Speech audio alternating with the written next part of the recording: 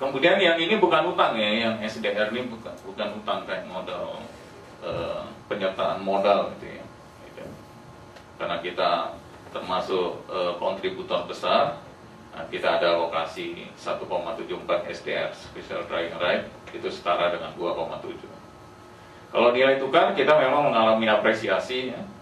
Apresiasi ini karena kalau kita lihat rating kita naik, capital inflow kita cukup tinggi sehingga nilai tukar kita mengalami apresiasi kalau kita lihat di sini ya.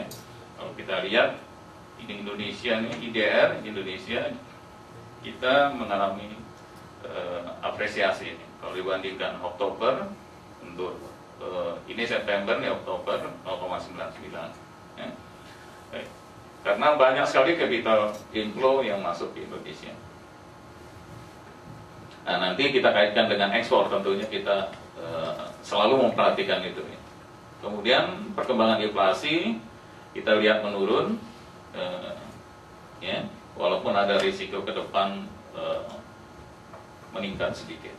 Kalau perbankan kita lihat NPL-nya karena cukup tinggi 17,67 ya, termasuk yang salah satu tertinggi di dunia, Karbang kita. Kemudian NPL-nya 5%, kredit non lancarnya, rasio netnya 2%. Rasio netnya itu maksudnya setelah dikurangi cadangan penghapusan utang ya. Jadi itu maksudnya net gitu.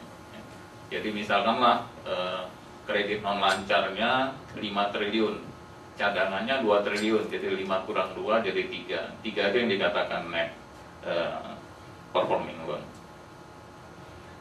Kemudian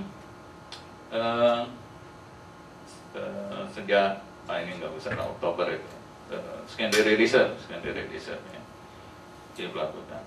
Kemudian suku bunga kecenderungannya juga menurun walaupun tidak secepat penurunan suku bunga SBY ya.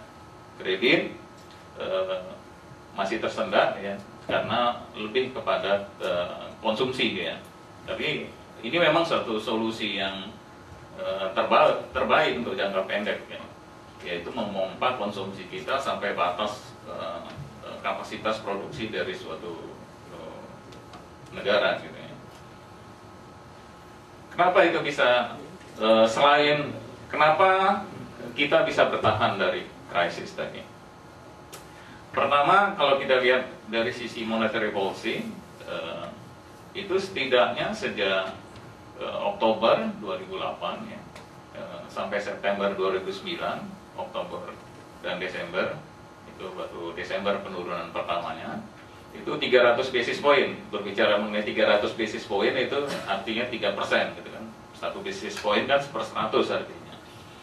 Kemudian receipt requirement-nya diperbaiki. Sebelumnya Bapak Ibu sekalian, receipt requirement itu paling unik kita di dunia. Itu GWM primernya 5%, di atas GWM primer itu dikaitkan dengan kredit, kita dulu buat aturan. Kalau dia semakin besar menyalurkan kredit, ya, misalkanlah dia bisa menyalurkan kredit 100%, dia nggak butuh lagi GWM sekunder. Tapi bank-bank yang memberikan kredit hanya 75% dari dana pihak ketiga yang dia himpun, dia harus menambah giro wajib minimumnya 5% lagi, bahkan 6% kalau dia yang sampai 50%. Ya. Nah, jadi sekarang disesuaikan. Kemudian kita extended semacam fasilitas diskonto ya, fine tuning operation kita dari yang 1 sampai 14 hari menjadi 1 sampai 3 bulan ya. Kemudian kita extended forex swap ya, dari tenor maksimum 7 hari ke 1 bulan. Kemudian receipt requirement-nya kita turunkan untuk konvensional commercial bank untuk foreign exchange-nya dari 3% jadi 1%, karena di pasar itu short liquidity dari forex exchange, maka itu kita turunkan, termasuk bank syariah dari 3% juga menjadi 1%. Kemudian kita juga melakukan intervensi atau istilahnya sterilisasi nilai tukar. Jadi kita melakukan sterilisasi kalau ada perilaku bubble, ya, jadi dari fund manager gitu, itu kita akan masuk ke pasar untuk menghandle permasalahan itu, ya.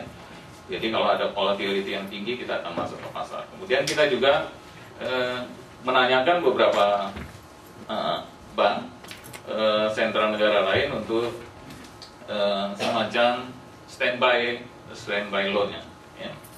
Jadi ini nggak ditarik, jadi untuk meningkatkan confidence masyarakat aja gitu dalam hal terjadi emergency, keadaan darurat baru ditarik.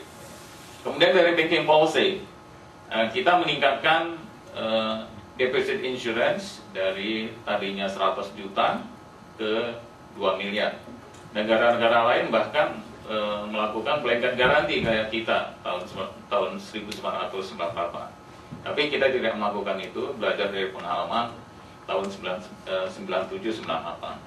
Jadi belajar dari pengalaman 97-98, mempertahankan confidence itu yang sangat menentukan apakah kita mampu bertahan atau bisa keluar dari krisis. Dari belajar pengalaman itu kita selalu mempertahankan confidence. Sebenarnya permasalahan kita dulu terjadi itu kan karena ditutup 16 banknya. Secara teori sebenarnya orang udah tahu, kita capek-capek belajar ilmu apa di Jepang ini lagi malah ini kan.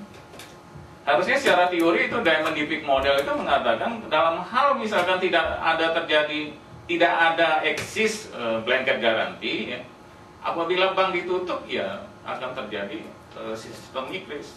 Semua orang menarik dananya. Nah itulah nanti cerita sebenarnya yang terkait dengan Bank Century nanti kita lihat. Nah itu sebenarnya, ya. Kemudian kita memompa likuiditas, ya, kalau yang bank-bank yang mengalami kesulitan likuiditas kita bail out untuk mencegah dari systemic risk tadi. Kemudian kita mempersilakan bank untuk menggunakan portofolio sun-nya dari trade